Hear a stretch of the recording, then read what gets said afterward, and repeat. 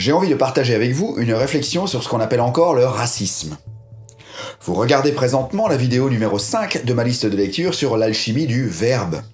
Donc ici, pas de politique, pas d'anthropologie, pas de polémique sur l'immigration ou autre, juste un voyage jalonné de néologismes et d'humour au cœur des mots et de leur sens. Donc restez avec moi et dans 5 minutes, vous verrez qu'à ce niveau, le racisme n'existe plus.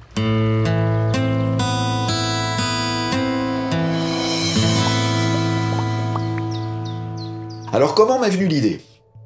Pour ceux qui me connaissent, je suis quelqu'un de logique, un peu trop même parfois. Et un jour, tout en parlant nonchalamment avec des amis, je me suis interrogé sur la légitimité actuelle du mot racisme d'un point de vue étymologique.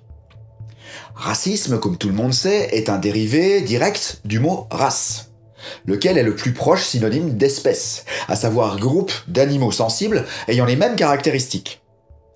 Pendant longtemps, il fut communément admis, tout comme il existe plusieurs races de chiens, de chats ou de singes, qu'il y avait aussi plusieurs races d'humains. Beaucoup d'idéologies se sont d'ailleurs basées, et se basent toujours, dans certaines régions du globe, sur ces critères dits raciaux pour appliquer des politiques ségrégationnistes plus ou moins virulentes. Cette notion de race humaine perdura d'ailleurs jusqu'au XXe siècle, où il fut alors admis et démontré qu'il n'y avait plus sur Terre qu'une seule race humaine, une seule espèce, celle de l'Homo sapiens, l'homme savant. Car, quelles que soient ses caractéristiques physiques, mentales, sociales, religieuses, linguistiques, son lieu de vie ou autre, tous les humains partagent 99,9% de gènes en commun. Ce nouvel état de fait, une seule race, a été communément admis par toutes les nations civilisées. Et il fut décidé aux plus hautes instances mondiales qu'il n'était plus question d'employer le mot race pour distinguer les différents humains, et que ce mot ne serait plus réservé qu'à l'espèce humaine dans sa globalité pour la distinguer des autres espèces du monde animal. Il est donc maintenant établi qu'il n'existe plus de race ni d'espèce à l'intérieur de la race humaine. Désormais, il n'y a plus qu'une pluralité d'ethnies, de peuples, de nations, de couleurs, mais plus question de parler de race et encore moins d'espèces, comme c'était encore le cas il y a quelques décennies. Pour résumer, la science ayant évolué drastiquement à la suite de l'achèvement du séquençage du génome humain, elle a rendu obsolète tout un tas de théories établies auxquelles on a faussement cru pendant des siècles sur l'existence de plusieurs races humaines. Le mot race n'existe donc plus entre les humains. Il est même devenu très mal vu, voire interdit et sanctionné de l'employer maintenant, même négligemment. Et moi, ce qui m'a interloqué, c'est qu'on n'a plus le droit de dire qu'un tel est d'une autre race que la sienne, mais en revanche, on a non seulement encore le droit de dire que quelqu'un est raciste, mais en plus de le poursuivre pour cela. Donc ici, vous conviendrez qu'il existe un véritable problème. Parce que de deux choses l'une. Soit on continue de croire aux différentes races humaines, et dans ce cas, les gens racistes peuvent encore exister et être poursuivis pour leurs propos ou leurs actes, ok ? Soit, si on gomme le mot race, pour distinguer les humains entre eux, il faut aussi gommer ses dérivés, comme raciste, racial, etc. Donc il est devenu impossible d'être raciste, car ça voudrait dire que la personne qui insulte s'insulte elle-même car elle est de la même race que l'autre. Et donc tout reproche devient caduc, voire risible. Après, vous allez pouvoir rebondir en disant qu'il est encore possible de poursuivre quelqu'un pour racisme, malgré le fait, et surtout à cause du fait, qu'on ait clairement défini que la notion de race interhumaine n'existait plus, et qu'il y a contrevenu à cause de ses croyances du contraire. Ça voudrait dire qu'on le condamne parce qu'il croit qu'il existe encore des races à l'intérieur même de la race humaine, et que c'est faux. Le procès en question serait intenté sur le motif qu'il croit à quelque chose de faux. Mais on ne pourrait plus le condamner pour propos ou injure raciale, puisqu'il n'y a plus de race. C'est comme si un homo en traitait un autre de pédé, ou comme un voleur qui en volerait un autre. Dans tous les cas, comme disait mon papa, le bon Dieu ne fait qu'en rire. Et du coup, la victime ne peut plus être offensée, car la différence supposée entre elle et son bourreau n'existe plus. Toute plainte devient donc irrecevable. La seule chose sur laquelle on pourrait encore le condamner est qu'il croit à quelque chose de faux, c'est-à-dire qu'il existe encore des races. Et s'il fallait enfermer tous les gens qui croient à des choses fausses, vous imaginez un peu la taille des prisons ? Il faudra enfermer tout le monde. Et si là-dessus on ajoute les choses fausses auxquelles on croit inconsciemment, ce qu'on appelle les mémoires, et ce que, au passage, la pratique du Ho'oponopono permet d'effacer, il faudrait aussi enfermer les gens à cause de ce qu'ils ont fait dans leurs incarnations passées, car nous subissons tous l'influence plus ou moins forte de notre karma, à savoir les conséquences et croyances de ce que nous avons dit, fait et même pensé dans nos vies passées. Voyez donc ma vidéo ici.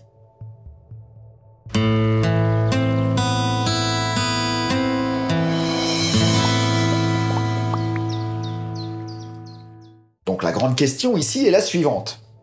Comment est-ce possible d'être encore raciste alors qu'il n'existe plus de race? Si l'on supprime un radical, il faut supprimer aussi ses dérivés, c'est logique. C'est comme si on voulait couper, enlever le tronc d'un arbre tout en gardant ses branches en l'air. Alors à moins de s'appeler Harry Potter ou peut-être Chuck Norris, tout le monde sait que c'est impossible. Et le paysagiste ou le jardinier qui tenterait de faire ça, non seulement serait la risée de son entourage, mais se ferait peut-être aussi interner. Eh bien, avec les mots, les termes juridiques, les lois, et dans prétoires et tribunaux, on fait chaque jour exactement pareil que ce paysagiste déséquilibré. On sanctionne faits et dires par des accusations formulées avec des mots qui ont perdu leur étalon.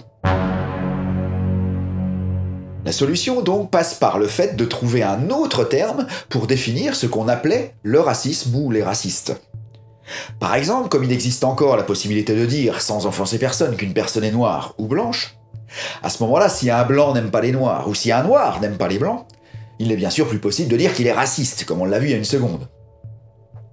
Pour pouvoir qualifier cette attitude d'exclusion, il faut donc lui trouver un autre adjectif dérivé d'un radical qui lui-même peut encore supporter légalement une différence entre les individus. Ça va, vous me suivez toujours ? Par exemple, étant donné que parler de différence de couleur de peau entre les personnes est admise et pas du tout mal vu, pour reprendre l'exemple du blanc qui n'aime pas les noirs ou du noir qui n'aime pas les blancs, on ne parlera plus de raciste, mais par exemple de coloriste. Alors là, d'accord, d'un point de vue sémantique, la boucle est bouclée. Il n'y a plus de racistes, il n'y a plus que des coloristes, désormais. Mais maintenant, il y a un autre problème qui se pose.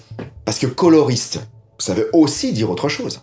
Et c'est les coiffeurs maintenant qui vont pas être contents après ça. Ils vont faire la gueule. Donc vous imaginez le bordel? Non, je déconne.